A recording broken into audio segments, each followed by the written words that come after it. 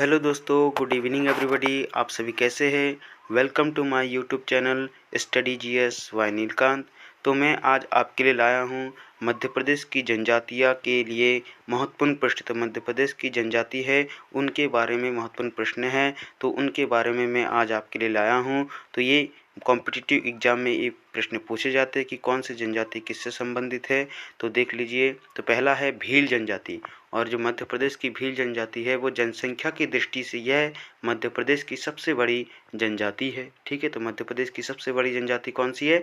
तो भील जनजाति है। ठीक है दोस्तों, याद रखना कि मध्य प्रदेश की सबसे बड़ी जनजाति है भील जनजाति, और यह जो है वो भारत की दूसरी सबसे बड़ी जनजाति है। ठीक है, और गोल गधेरो विवाह भील जनजाति में प्रचलित है। ठीक है, यह जनजाति मध्य प्रदेश के पश्चिम क्षेत्र धार, झाबुआ और पश्चिम निमाड़ क्षेत्रों में निवास करती है। ठीक है, तो याद रखना भगोरिया नृत्य भील जनजाति में प्रचलित है। जो भगोरिया नृत्य वो भील जनजाति में किया जाता है।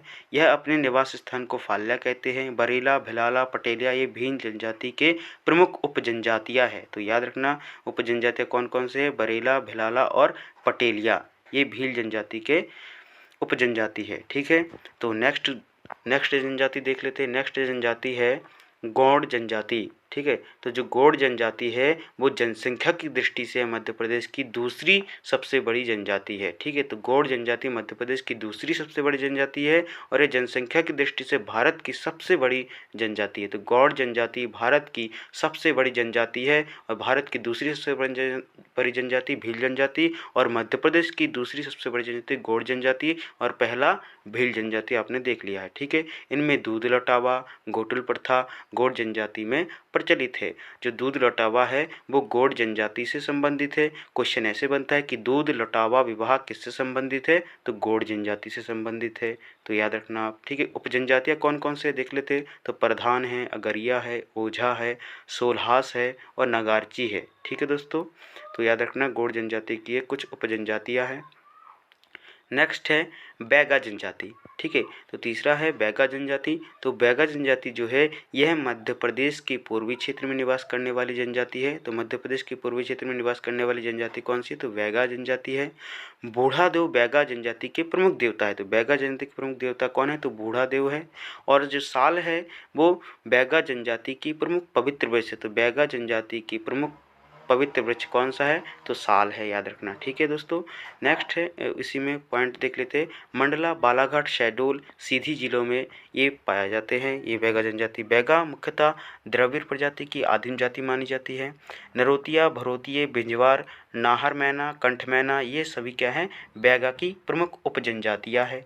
ठीक है, तो याद रखना बैगा जनजाति को विशेष पिछड़ी जनजातियों में घोषित किया गया है। ठीक है दोस्तों, अब पांचवा जनजाति है कोल जनजाति। तो कोल जनजाति जो है वो मध्य प्रदेश के विंध्य कैमूर श्रेणियों के मूल निवासी है। ठीक है दोस्तों, यह मध्य प्रदेश की तीसरी सबसे बड़ी जनजाति है। ठीक है, और यह जो है वो मुंडा समूह की जनजाति है। ठीक है, तो कोल जनजाति मध्य प्रदेश की तीसरी बड़ी जनजाति, याद रखना। इनका मूल स्थान रीवा जिले का कुराली क्षेत्र है। रोतिया और रोतले इनके उपवर्ग है। इनकी पंचायत को गोहिया कहते हैं। तो कोल जनजाति के पंचायत को क्या कहते हैं? तो गोहिया कहते हैं। ठीक है, नेक्स्ट है अगरिया जनजाति। तो जो अगरिया जनजाति है वो जो है तो गौड़ की उपजनजाति है। ठीक है, तो अगरिया जनजाति यह गौड़ की उपजाति है। यह मध्य प्रदेश के मंडला शहडोल में पाई जाती है।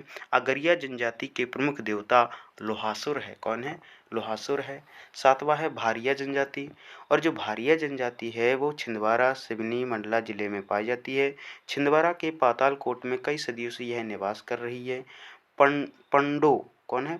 पड़ो इसकी प्रमुख उपजनजाति है। ठीक है, तो याद रखना पड़ो जो है इसकी प्रमुख उपजनजाति है। भारिया जनजाति की उप जनजाति क्या है? तो पड़ो है। और छिंदवाड़ा के पातालकोट में कई सदियों से यह निवास कर रहा है भारिया जनजाति के लोग। ठीक है, आठवां है सहरिया जनजाति।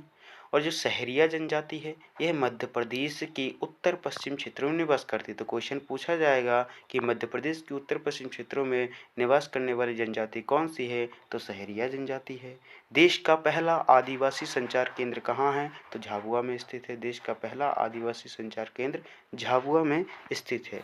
इंदिरा गांधी आदिवासी विश्वविद्यालय कहाँ खोला गया? तो अमरकंटक में। इंदिरा गांधी आदिवासी, ठीक है।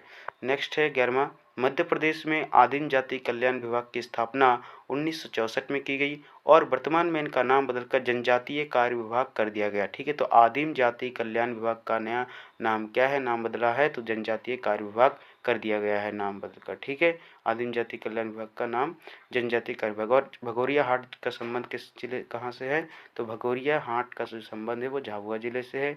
13वां है, 15 नवंबर 2021 को पहला जनजातीय गौरव दिवस मनाया गया। तो 15 नवंबर को कौन सा दिवस मनाया गया, तो पहला जनजातीय गौरव दिवस, ठीक है।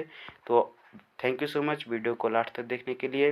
वीडियो अच्छा लगे तो इसे शेयर कर दीजिए। तो हम देख लेते हैं कौन कौन से जनजाति, फिर से एक नज़र। सहरिया जनजाति, भगौरिया जनजाति, उगरिया जनजाति, कोल जनजाति, कोरकू जनजाति, ठीक है, बैगा जनजाति, गोंड जनजाति और जो है भील जनजाति। भील जनजाति मध्य प्रदेश की सबसे बड़ी जनजाति और गोंड जनजाति मध्य प्रदेश की सबसे बड़ी जनजाति है।